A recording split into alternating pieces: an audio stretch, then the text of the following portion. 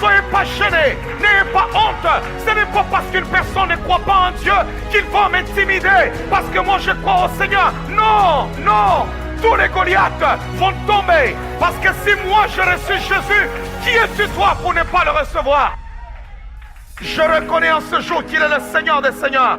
Je reconnais qu'il est Dieu dans les cieux. Il est Dieu sur la terre. Il est Dieu en dessous de la terre.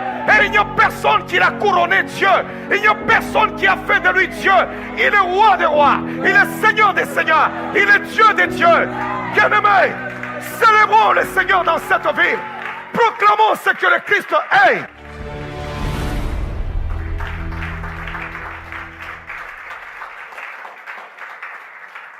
Alors comprenez une chose.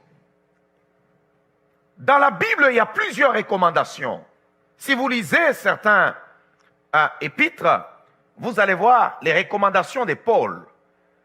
Il y a des moments avant de terminer son épître, il commence à faire des recommandations. Priez sans cesse. Soyez toujours joyeux. Et ainsi de suite. N'éteignez pas l'esprit. Aspirez au don.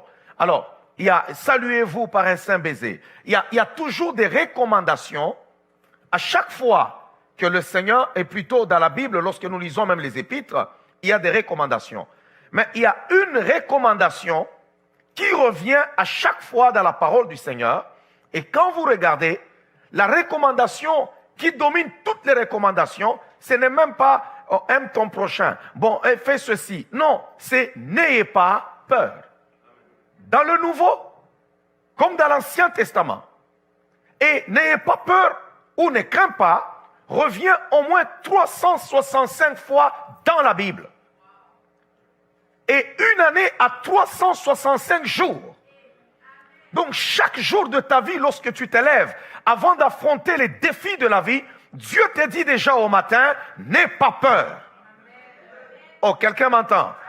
Déjà, Dieu te parle dès le matin. N'aie pas peur, parce qu'il y a des défis quotidiens. Il y a des choses, lorsqu'on le regarde, on dit, est-ce que je serai capable? Est-ce que je parviendrai? Est-ce que je réussirai? Est-ce que je guérirai? Qu'est-ce que mon médecin me dira? Est-ce que mon entreprise avancera? Est-ce que j'aurai ceci, j'aurai cela? Est-ce que j'aurai mon financement? Est-ce qu'il y aura ceci, il y aura cela? Mais la parole de Dieu te dit, n'aie pas peur. Lundi, lorsque tu t'élèves, le Seigneur te dit, n'aie pas peur. Mardi, il te dit, n'aie pas peur. Mercredi, il te dit, n'aie pas peur. Jeudi, n'aie pas peur. Vendredi, n'aie pas peur. Samedi, n'aie pas peur. Dimanche, n'aie pas peur. En d'autres termes, dans toutes circonstances, du lundi au vendredi, fais-moi confiance. Oh, quelqu'un m'entend? Donc, de janvier jusqu'à décembre, il te dit, n'aie pas peur. Oh, je pense que c'est profond. Alléluia, c'est profond. N'aie pas peur. Quelqu'un peut dire à son voisin, n'aie pas peur. Wow. Chacun vit ses craintes. Chacun a ses propres problèmes. Tous, vous n'avez pas les mêmes problèmes, tels que vous êtes là ce matin. Celui qui se trouve à tes côtés, tu ne connais pas sa peur. Vous savez, lorsque vous êtes, par exemple, quelque part, dans le noir, ou bien il y a quelque chose, il y a des gens qui savent cacher leur peur. Ils sont en train de trembler, mais ils ne bougent pas. Les autres, quand ils tremblent, ils crient. Il est en train de crier. Mais il y en a d'autres qui se maîtrisent. Mais, au fond, il a peur. Mais il y a une chose qui ne se cache pas. Lorsqu'une personne a peur, tu peux découvrir à travers ce qui sort de sa bouche. Un homme qui a peur n'a pas la foi. Un homme qui a peur perd la confiance. Tu vas entendre à travers les déclarations de la bouche. Quand il commence maintenant à parler, c'est de l'abondance du cœur que la bouche parle. Si son cœur est tellement dans la peur, tu le verras. Sa bouche commencera maintenant à parler et à exprimer ce qu'il ressent au fond de son cœur. Oh, Jésus est en train de te dire en ce jour, n'aie pas peur. Et je suis en train de te dire, en ma qualité d'oracle de l'Éternel, tu ne mourras pas. Amen.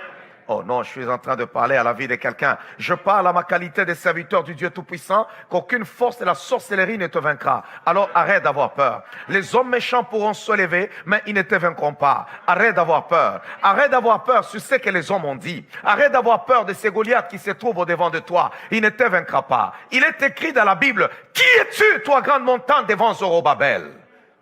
Tu seras aplani. Oh, que toute montagne dans ta vie maintenant soit aplanie au nom de Jésus-Christ. Je dis à la vie de quelqu'un, arrête d'avoir peur, arrête d'avoir peur. Alléluia. Il y a des circonstances de la vie qui vont vous effrayer. Des circonstances de la vie qui vont vous faire peur, qui vont vous faire trembler. Mais cependant, la peur, regardez ce qui est mauvais avec la peur. La peur te fait renoncer. Tu peux renoncer à ta foi à cause de la peur. On a lu dans la parole du Seigneur que l'apôtre Pierre a renié le Christ à cause de la peur parce qu'il avait peur d'être lynché. Il avait peur aussi qu'on puisse les traiter comme on a traité le Seigneur. Une femme l'a reconnu et Pierre a déclaré, il a parlé très fort. Je ne connais pas ce garçon. Je ne le connais pas. Comment moi, un responsable comme ça, dois-je suivre ce garçon-là? Je ne connais pas ce garçon. Et c'était fini. N'aie pas peur. Oh, je suis en train de dire à la vie de quelqu'un maintenant, ne tremble pas, n'aie pas peur, n'aie pas peur, tout ira bien, n'aie pas peur. Wow, je parle à la vie de quelqu'un, n'aie pas peur. Je lis avec vous la semaine passée un verset, un chapitre, dans le livre de 1 Samuel chapitre 17, le verset 3 jusqu'au moins au verset 16. On a lu ensemble, on a étudié l'histoire de David et Goliath, que je nomme l'histoire de la peur. C'est une histoire tout simplement de la peur, de l'intimidation. Regardez, l'une des forces de Satan, c'est l'intimidation. Le diable connaît intimider. Savez-vous qu'il y a des enfants qui ne savent pas aller à l'école parce que tout simplement, ils sont intimidés? Il y a un garçon dans la classe qui l'intimide. Quand il arrive à l'école, qui lui fait toutes sortes de choses. Et l'autre maintenant a peur. Il se dit, mais comment est-ce que j'irai à l'école? Il peut être intelligent. Intelligent. Plus que tout le monde à la classe. Il peut être le major de sa promotion. Mais quand il pense seulement que l'autre là lui fait peur, non, il se décourage. Il se dit, je n'irai pas à l'école. Je préfère rester à la maison. Il y a même des adultes qui ne savent pas aller au travail parce qu'il y a un collègue de travail qui leur fait peur. Un collègue de travail qui leur fait peur, qui les menace tous les jours, qui lui fait vivre des choses difficiles et compliquées. Donc la peur nous pousse à renoncer, nous empêche d'avancer, nous maintient dans la servitude. On garde notre même position. On se dit, Seigneur, qu'est-ce qui se passe? On se pose 1001 questions. C'est ça le combat de David et Goliath. 40 jours où les gens sont rangés en bataille, mais Israël est incapable de se battre malgré qu'il avait... À l'aspect seulement des Goliaths, lorsque tu le regardes, tu te dis, non Seigneur, je suis foutu. Je suis foutu. Alors, la première des choses que l'ennemi utilise lorsqu'il veut briser la vie d'une personne, c'est d'abord la vue. Il te présente l'aspect de ton problème. Tu le regardes comme ça, tu vois que non Seigneur, c'est trop grand. Je ne serai pas capable. Comment est-ce que ça sera possible? Or, vous oubliez que nous ne marchons pas selon la vue, mais nous marchons selon la foi. Dieu savait que selon la vue, on est incapable. Il y en a qui sont incapables d'aller en affaires. Pourquoi? Parce qu'ils se disent, selon la vue, lorsqu'on fait leur... comment vous appelez? Votre plan d'affaires. Lorsque tu montes ton plan d'affaires, tu regardes ton plan d'affaires, tu regardes le montant qui est demandé pour que tu démarres seulement. Tu te dis, Seigneur, je ne serai pas capable. Dans ma vie, je n'ai jamais eu 5 000 $. Mais ce plan d'affaires me demande 15 000 $. Mais comment est-ce que tu regardes autour de toi? Il n'y a personne qui peut te prêter cet argent-là. Personne ne peut te donner cet argent-là. Alors tu te dis, c'est impossible. C'est impossible. Tu regardes comme ça, Goliath se lève et tu dis, mon projet n'ira jamais de l'avant. Seigneur, tu as parlé, je te respecte, Dieu. Tu as parlé, je respecte, je crois. Quand tu parles, tu le fais. Mais regarde la réalité qui est là. Regarde la réalité. Regarde mon salaire, Seigneur. Regarde ce que je gagne. Alors tu commences à parler à Dieu. Pourquoi? Parce que tu marches selon la vue. Les gens qui ne marchent pas selon la vue, ils ont les yeux fermés par rapport à la réalité et aux circonstances de la vie. Mais ils ont les yeux de la foi ouverts. Parce que pourquoi? Ils regardent vers celui qui siège dans les cieux. Wow. Il y a un verset que j'aime qui dit, comme les yeux de la servante et du serviteur sont sur la main de leur maîtresse, ainsi nos yeux sont sur toi, ô Dieu. Alors, peur et vision humaine marchent ensemble. Marchent ensemble. Lorsque tu regardes, tu te dis, je ne pourrai pas m'en sortir. Ça va être difficile. Deuxièmement, lorsque l'ennemi arrive, il commence à parler. Lorsque Goliath arrive sur le terrain, il commence à parler. N'êtes-vous pas esclave de Saül? Viens ici, je vais te couper la tête. Tu vas voir. Il t'intimide maintenant. Il commence à parler. Pourquoi? Parce que la parole de Dieu déclare, la foi vient de ce qu'on entend. Ça veut dire que ce que tu entends peut te donner la force, ou ce que tu entends peut te détruire. N'avez-vous jamais vu des gens, vous leur posez la question, vas-tu te marier? Il te dit même, non, je déteste le mariage, je n'aime pas le mariage. Mais si vous lui posez la question, est-ce que t'es-tu déjà marié? Non. Pourquoi il déteste le mariage? Parce que tout simplement, quelqu'un lui avait dit que le mariage est quelque chose de mauvais. C'est entrer en lui. Ton expérience n'est pas mon expérience. Laissez-moi vous dire une chose. Ne bâtissez pas votre vie sur les expériences des autres. Si l'autre a échoué, toi tu n'échoueras pas. Waouh. Vous pouvez trouver quelqu'un qui vous dit avoir des enfants, c'est mauvais, c'est la pire expérience. Non, je vous dis vrai. Vous pouvez trouver des gens qui vous disent avoir les enfants, c'est la pire expérience. C'est très mauvais. Mais vous trouvez quelqu'un d'autre qui dit j'en ai déjà, je ne sais pas, 8, je suis en train de chercher un 9e parce que c'est vraiment magnifique. Tout dépend de l'expérience de chacun. Les autres te diront aller en affaires, c'est très mauvais.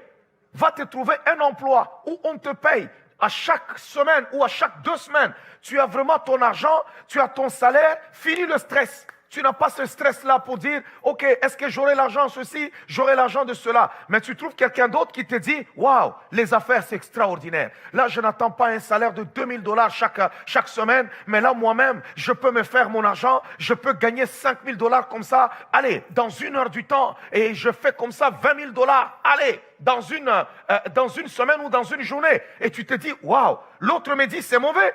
Mais l'autre me dit c'est correct. Alors, je ne peux pas bâtir l'expérience de ma vie sur ceux-là qui sont amers, sur ceux-là qui ont échoué. Je veux mettre à mes côtés les gens qui ont réussi, les pionniers, les champions, les gens qui ont reçu des trophées. Waouh.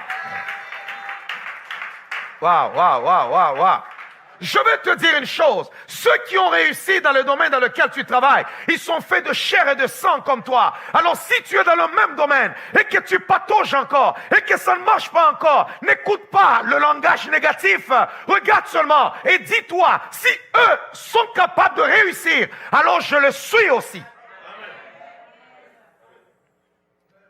Si Goliath parvient d'être un homme de guerre, ça veut dire que je le peux aussi. Ce n'est pas la masse qui fait de nous un homme qui nous donne la victoire. Non. Alors Goliath commence à parler. Alors faites attention à ce que vous écoutez. Faites très attention à ce que tu écoutes. Ça peut briser ta foi. Ça peut briser ton élan. Et il y a même des moments où tu as le vent dans le voile.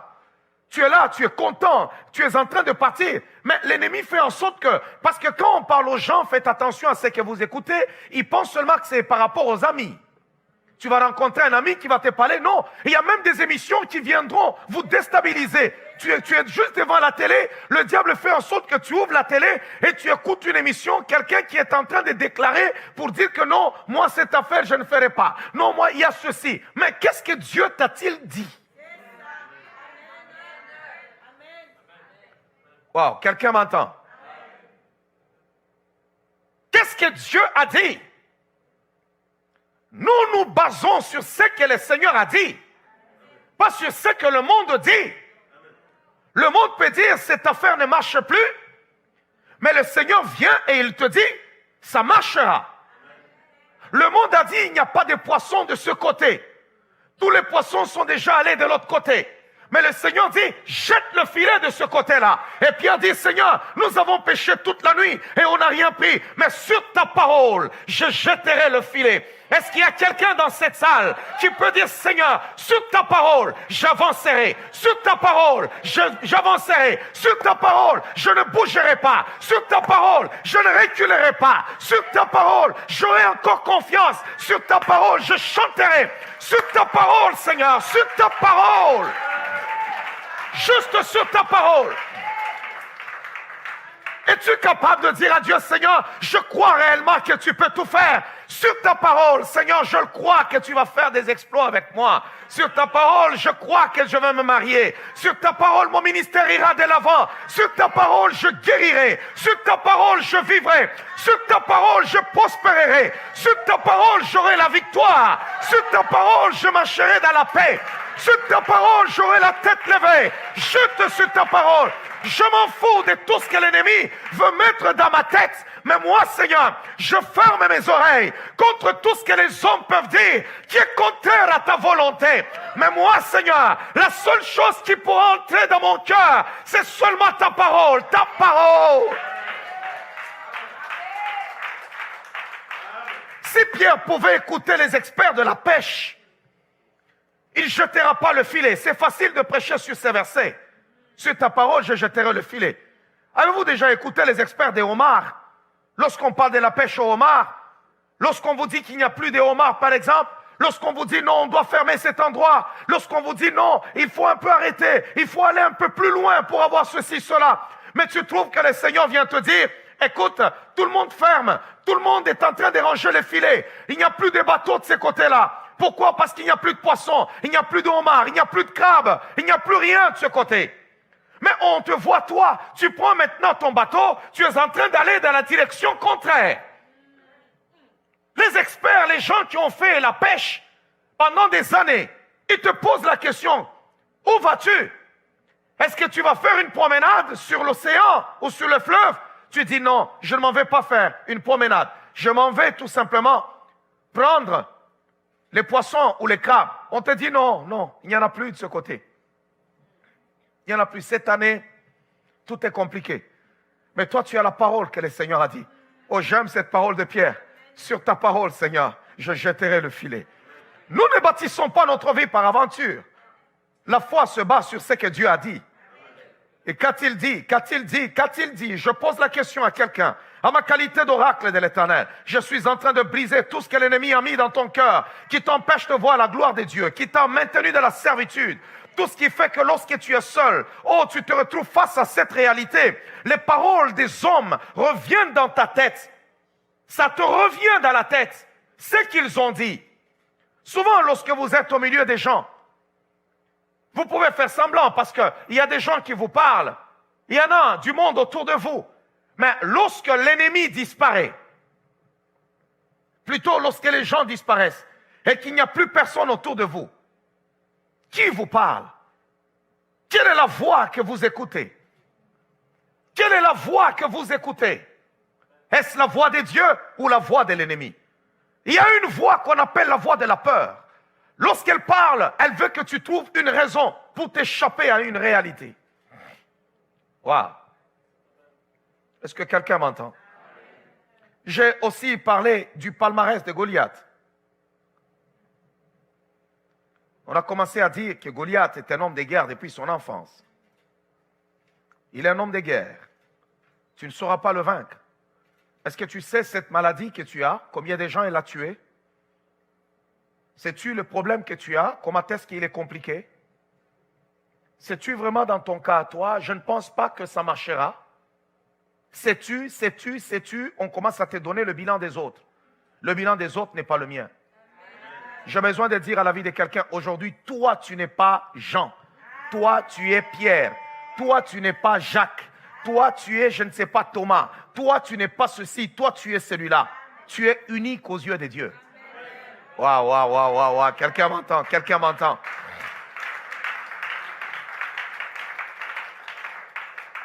et les autres ont échoué de bâtir une œuvre de Dieu solide à la ville de Québec. Ça, c'est leur affaire. Moi, je suis Paul Mukendi.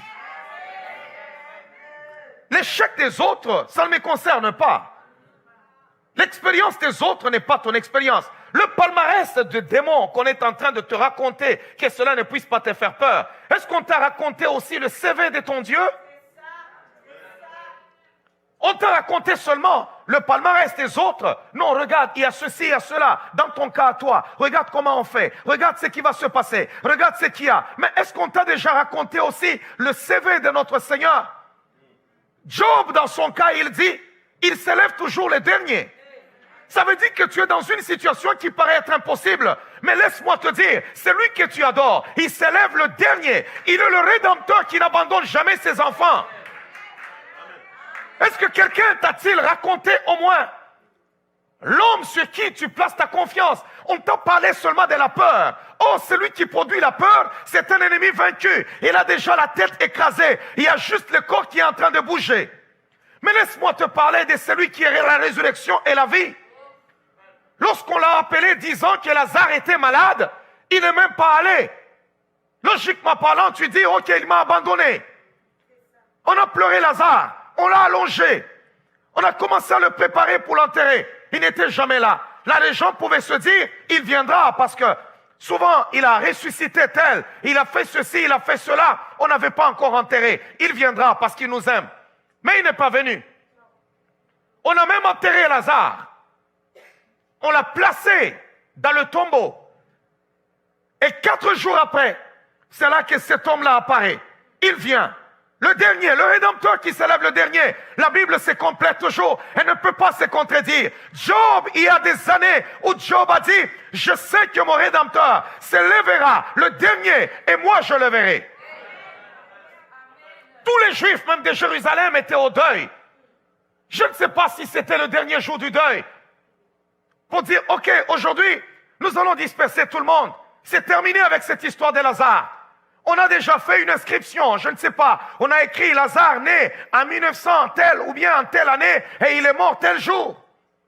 C'est terminé pour les hommes. Même tous ceux-là qui pouvaient t'aimer, ils peuvent te placer en cet endroit-là parce que tu sens déjà, on ne peut plus te garder. Maintenant, lui dit, ok, où est-ce que vous l'avez placé? Les hommes disent, mais écoutez, pendant qu'il fallait venir, tu n'étais pas là. Et c'est maintenant que tu arrives. Où l'avez-vous mis? Laisse-moi te dire. Présente-moi le CV du diable et moi je te dirai ce qui s'est passé à Golgotha. Dis-moi qui est Satan et je te dirai ce jour-là, il y a 2000 ans, il a pleuré comme un enfant. Il ne comprenait pas ce qui se passait. Il les a dépouillés publiquement en spectacle et il a triomphé par la croix. De qui voulez-vous me parler? Vous voulez me parler de la sorcellerie? Mais la Bible me dit ce jour-là, il les a dépouillés et le petit sorcier était là, tremblé. Voulez-vous me parler de l'occultisme? Voulez-vous me parler des francs-maçons? Voulez-vous me parler de quel lobby? La Bible dit, prenez courage, j'ai vaincu le monde.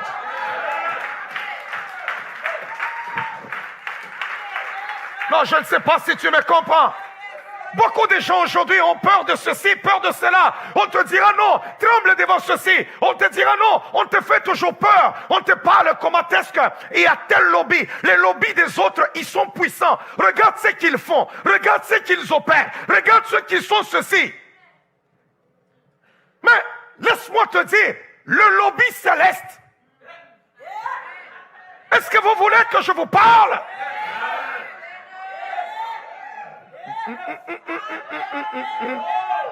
Bravez la peur, prêchez l'évangile. Bravez la peur. Affrontez les forces et les puissances des ténèbres. Bravez la peur parce que Jésus-Christ est vivant. Waouh, waouh, waouh, waouh, waouh. Aujourd'hui, le CV du diable, il est tellement rempli. On a écrit des choses. Oh, on nous raconte seulement qu'on a coupé la tête de Jean-Baptiste. On nous dit seulement, on a tué Jacques. On nous dit seulement, il y a ceci, cela. Vous savez pourquoi Jean-Baptiste, on a même coupé sa tête? Lorsqu'on a tué Jean, Jésus-Christ était là sur terre. Pourquoi? Parce que Jean avait déjà fini sa mission. Sa mission était de préparer le chemin à celui qui devait venir. Et le Seigneur dit, si on veut le prendre, qu'on le prenne. On va se retrouver dans la gloire. Mais du moins, si la mission n'est pas encore finie, il dit, tu es pierre sur cette pierre, je bâtirai mon église. Même si on plaçait autour de toi 16 escouades de 4 chacun, laisse-moi te dire, il y a un ange qui descendra du ciel pour venir ouvrir la porte. Waouh, waouh, waouh, waouh, waouh, waouh, waouh, waouh. Vous sous-estimez la puissance de Dieu. Vous sous-estimez. Le roi Nebuchadnezzar a parlé. Il a dit ceci à Shadrach, Meshach, Abednego. Ne savez-vous pas que j'ai le pouvoir de vous détruire? Ces jeunes gens lui ont dit, non, roi, tu n'as aucun pouvoir. Notre Dieu, notre Dieu, notre Dieu, notre Dieu. Aujourd'hui, il y a des gens qui font tellement peur aux autres. Aujourd'hui, ils font peur à l'église, ils font peur aux chrétiens, ils font peur aux hommes de Dieu, ils font peur aux prédicateurs. Et la voie de la vérité n'est pas connue, n'est pas prêchée. Nous nous retrouvons dans l'église avec certaines pratiques, certains péchés qui ne devraient même pas exister dans l'église. Pourquoi? Parce que quand on parle, on te dit, écoute, on ne touche pas à ça. Pourquoi? Il y a des faiblesses dans la vie de l'homme qui font partie de sa nature. Il y a des faiblesses dans la vie de l'homme qui font partie de la nature humaine. Ces faiblesses-là n'ouvrent pas les portes de l'enfer. Mais il y a des faiblesses, il y a des pratiques, il y a des péchés. Lorsque l'homme les commet, ça ouvre les portes de l'enfer pour que le royaume des ténèbres vienne régner. Pourquoi dois-je fermer la bouche sur de telles choses, de telles pratiques? Il y a des bouches, il y a des hommes que Dieu a oints pour parler. Lorsqu'ils parlent, ils détruisent les forces des ténèbres. Ils enlèvent au diable sa force. Ils brisent la puissance du péché. Ils aident les hommes à se débarrasser des péchés. Et ce sont ces voix-là que le diable veut taire pour que ces voix ne parlent pas. Je suis une voix dans la ville de Québec.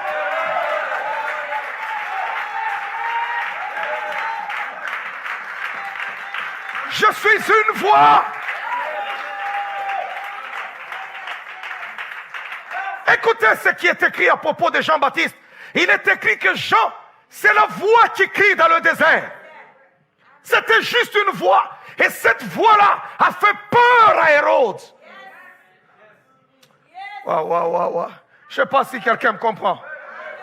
On va lire dans la parole du Seigneur dans le livre de Matthieu. Matthieu chapitre 14. Tout ça c'est quoi? C'est la peur. La peur. On dit d'abord à ton voisin, n'aie pas peur. Non, dis à ton voisin, n'aie pas peur. Dieu est de ton côté, n'aie pas peur. As-tu déjà été à la place de Shadrach, Meshach, Abednego, pendant qu'on est en train de jeter les gens dans la fournaise ardente, les gens qui les accompagnent même, pour les jeter, eux ils sont brûlés et ils meurent. Je t'assure que tu vas commencer à crier au roi. Roi, je renonce, je vais t'adorer. Roi, je vais t'adorer. On les a jetés dedans. Vous savez que Dieu peut permettre que tu entres dans certaines difficultés, que tu entres dans certaines ceci ou cela pour faire éclater sa puissance. Ne sous-estimez pas la puissance de Dieu. Soit vous êtes enfant de Dieu, soit vous ne l'êtes pas. Comment pouvez-vous croire que Jésus-Christ vous ressuscitera au dernier jour, lorsque vous serez mort, si vous n'êtes pas capable de croire seulement qu'il peut vous délivrer de vos petits problèmes sur terre? Qu'est-ce qui est difficile? Te délivrer de tes petits problèmes ou te ressusciter? Si je ne peux pas croire qu'il peut me délivrer de mes problèmes, alors qu'est-ce que je suis en train de faire à l'église? Parce qu'à l'église, nous croyons à la résurrection, à son enlèvement. Comment peux-tu croire qu'il reviendra nous chercher en tant qu'église? Tu seras transformé et parti pendant que tu es incapable de croire qu'il peut te délivrer de ton problème. Comment peux-tu croire cela? Tu te mens toi-même. Arrête tout simplement d'avoir peur. Chaque génération a ses propres défis. Chaque génération a ses propres péchés. Chaque génération a ses propres problèmes. Tout le monde n'affronte pas les choses de la même manière. Il y a eu des moments en Israël où l'idolâtrie pouvait être au summum. Et lorsque les prophètes se tenaient debout, ils n'étaient pas là en train de parler seulement, vous et toi, tu vis dans les mensonges, dans les critiques. Non, non, il y avait des menteurs qui pouvaient exister. Mais l'idolâtrie était quelque chose qui libérait les portes de l'enfer. Alors on ne va pas se taire par rapport à l'idolâtrie. Non. L'Esprit de Dieu sent que cette idolâtrie est en train de faire quelque chose de ravage. Alors nous avons des choses dans notre génération qui sont en train de libérer les puissances de l'enfer. Écoutez-moi très bien, la Bible dit, en ce temps-là, Hérode le tétrarque, ayant entendu parler de Jésus, dit à ses serviteurs, c'est Jean-Baptiste, il est ressuscité des morts. Et c'est pour cela qu'il se fait par lui des miracles. Car Hérode, qui avait fait arrêter Jean, l'avait lié et mis en prison à cause d'Hérodias, femme de Philippe, son frère. Vous écoutez cet aventurier. Il divorce de sa femme et il s'en va, il prend la femme de son frère. Il épouse. Un mariage incestueux. Il épouse la femme de son frère. Vraiment, paf, il prend. Et il continue la vie. Et la Bible dit, car Hérode avait fait arrêter Jean, l'avait lié et mis en prison à cause d'Hérodias, femme de Philippe, son frère. Parce que Jean lui disait, il ne t'est pas permis de l'avoir pour femme. Tout Israël sautait. Et quand ils passaient là-bas, ils sont en train de passer dans leur voiture en ce temps-là, leur charrette, vous voyez les calèches là que nous voyons circuler en ville, tout ça, ils sont en train de passer, je ne sais pas s'ils passaient vers le désert, vous savez, tout le monde, tout le peuple était là avec Jean, et Jean s'arrêtait là. Hérode, Hérode, il ne t'est pas permis de faire ce que tu fais, parce qu'en Israël, on ne fait pas ça. Et il lui disait, il ne s'est pas caché.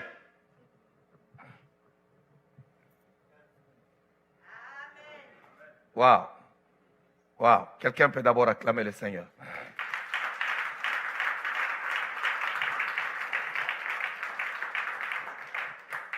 Et la Bible dit, il voulait le faire mourir, mais il craignait la foule, parce qu'elle regardait Jean comme un prophète.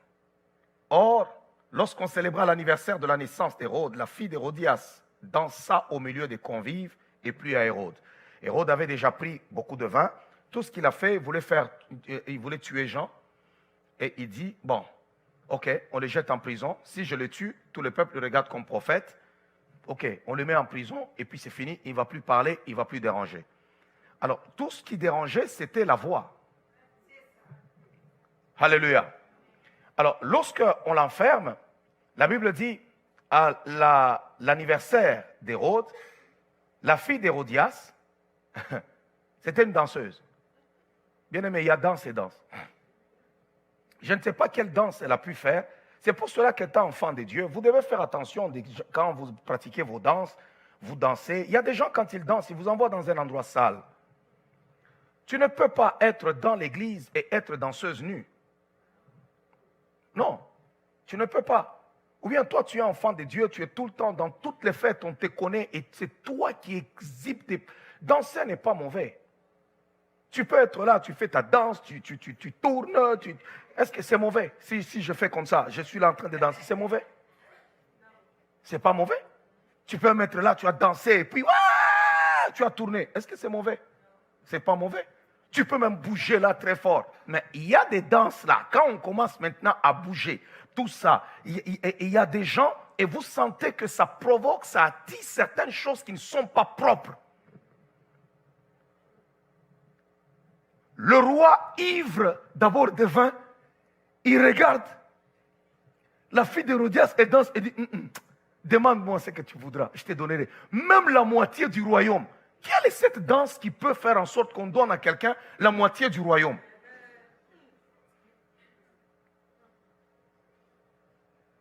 Waouh! J'ai jamais été dans une boîte où je sais pas, de nuit où il y a des danseuses et ainsi de suite.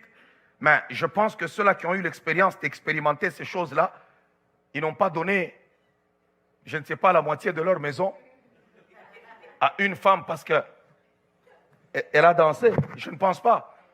Mais il y en a qui dépensent leur argent, par contre. Mais cependant, quelqu'un qui s'assoit, qui dit, même la moitié du royaume demande. Alors elle courut.